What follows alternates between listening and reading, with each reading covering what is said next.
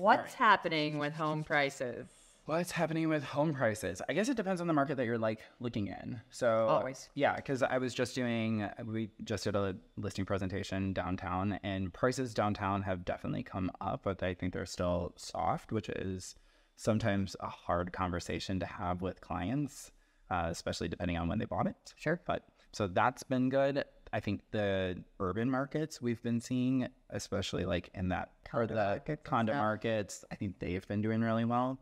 We've been seeing prices appreciate there. Yep. But I think with the seasonality, I think prices are going to start stabilizing. Yeah, for me, the home price conversation is always an interesting one this time of year because essentially, last year, if we look at all the neighborhoods that we service, if we look at all the different types of properties that we service, we saw that the averages at the end of the year were right around 3.4%. Yep. Super sustainable, really good, healthy numbers for us.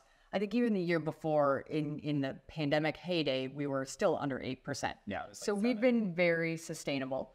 The bigger question for me is where we always talk about pricing in the range, right? Every time we look to talk to a seller, we say your property is probably worth somewhere between X and Y. Yep. And that's something that's very true. And the actual market conditions tend to say, okay, we're in a market where things tend to sell at the top end or maybe even above if it's competitive, or they tend to sell in the middle. Well, the true market value is what a buyer is willing to buy and a seller is willing to sell at. So true market value. So if you're like looking at true market value, that is what it is. So yes, when we talk about a range, we say based on this is where you should end up. Yes.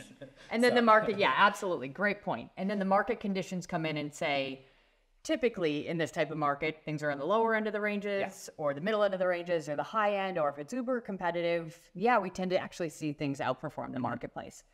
So this is a time of year, as we've said several times, where the market starts to exhale. This is a question I get a lot, right? We have a 2-bedroom condo that we sold for, that we told clients were worth about $500,000 3 months ago. We happened to get 8 offers on it, and the property sold for $540,000. They're very happy with us after that. Yeah. Fast forward to now, we take a look at that condo. We might put that same condo on the market at that same price and do the same things, that $500,000 price tag, and we might sell for $500,000. Because you may only get one offer or 3 offers. Get one offer. So again, that market condition. Now, the question is that we get all the time, has that condo lost value in the last 3 months because of that? Now, my response to that is no. Yeah. Is that market conditions caused that condo to sell for an absolute premium because it made sense to that buyer at that time to outperform the market. Yep. But that condo still probably was a $500,000 condo at that time. And now that the market conditions are a little bit different, it may still be that. I don't personally see that as it's lost value. It's just stabilized in the valuation of it. What do you think of that? So when you're like telling your clients it's a $500,000, are you actually saying it's 500 or you're giving the range? I'm giving the range. range. Saying, I'm saying it would be between like 495 and 515 or something like that. Absolutely. Absolutely. And so the market condition is saying, all right, it's skewing towards the high end, for sure, but there also may be a premium that somebody's willing to pay in this market. Totally. And then also changes the way that we price things, right? When the market is uber competitive, a lot of times our recommendation 100%. Is to slightly get more aggressive, price and lower it. Now, you don't ever want to overprice. Overpricing is like the death of listings, right? Yeah. So you never want to overprice it. But, we may have been saying, hey, maybe we said that on that $500,000 condo, maybe the recommendation was $495 to $515. We might have priced it at $500, knowing that we could get competitive, knowing we could get to $540.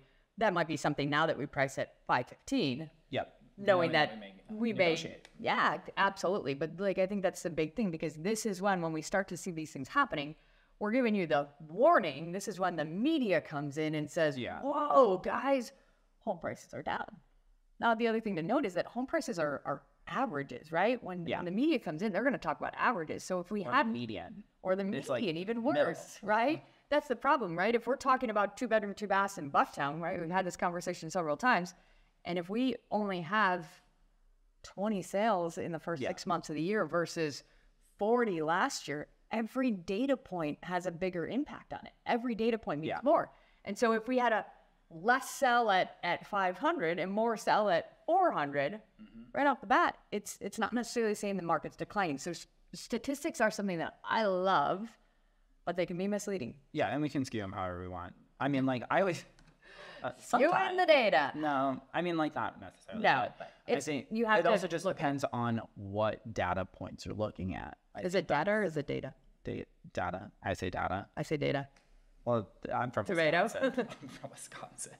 It's that accent coming in. But I mean, like, so I like, when I look at data points, I actually like to look at, like, kind of like a rolling data. So, like, is it 3 months? What's the 3 month aggregate? What's the 6 month aggregate? Because then that can also help determine Totally, the longer the what's term actually going helps. on. And Yeah, no, you absolutely, it goes back to, you just can't take a look at something, a headline or anything like that without understanding all the pieces to it. Because as I always say with data points, is that you take it with a grain of salt, right? You have to be able to understand really what it's meaning. And even when I sit down with my sellers and we go through, I exhaust them ad nauseum and say, look at this graph and look at this graph and look at this graph. And then say, I'm just taking that as a high level impact because it only tells us a small story, and the story can absolutely be skewed when we have left inventory. Yeah, especially like with it down 60%. I mean, like, we even talked about this with the price, like going on listing presentations and trying to price homes right now is very, very difficult, because 2 years ago we can say, all right, based on all these homes that are on the market, it's easier for us to kind of put it in a nice, like, little tiny package box. For certain. Whereas right now, if you only have, there's a couple homes selling here and then a couple homes selling Nothing here, since but you're end not, of 2022. there's $100,000 difference. Okay, well, how do we, like, skew it? And so that's where our ranges come in. And again, unfortunately, real estate prices, it's an art. It's not an exact science. It's not math, unfortunately. It's a very gray area. I know a lot of our clients get pissed at us because they're not pissed at us, but they get frustrated because we can't necessarily always just say, this is the number. Everyone knows that I am incredibly analytical, right? I love equations. I love systems. Yet I seem to have found myself in a career where the valuation exists in a gray area. This is something that is like the bane of my existence. But the reality is I've had to, over time, think about the why. Why do we represent a product, not to diminish a home, but a product that essentially the valuation is so gray? And the truth is, the answer is, it's us. It's human. A human element.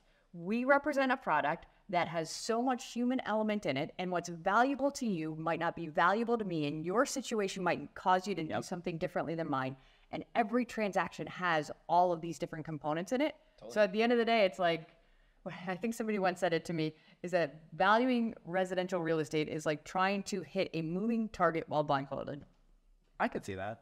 Did I ever tell you that I actually, like Zillow's Zestimate? Did I ever tell you, like, in college, I actually built out an algorithm similar to it, and I took all the data from MLS and I, like, put it all together.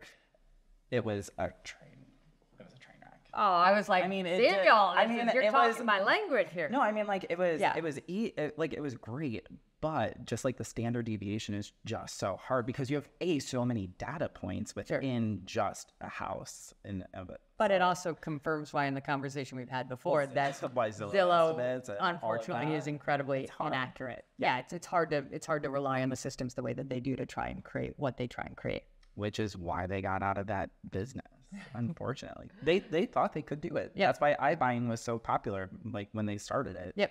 They were like, we can do this algorithm. It will tell you this number. We'll buy it at this number. And then the algorithm will change and we'll sell it at a premium, or like we'll sell it. And they lost a ton of money. Yeah, it didn't go well for them. It really just demonstrates that. They needed to stick in the entertainment business. But no, humans are gray area. And so like that's the issue. You can't predict that. No, I mean, of course. We can try, but we're trying with AI. Right? We'll see actually how that. That's a different conversation for a different day. Yeah, exactly.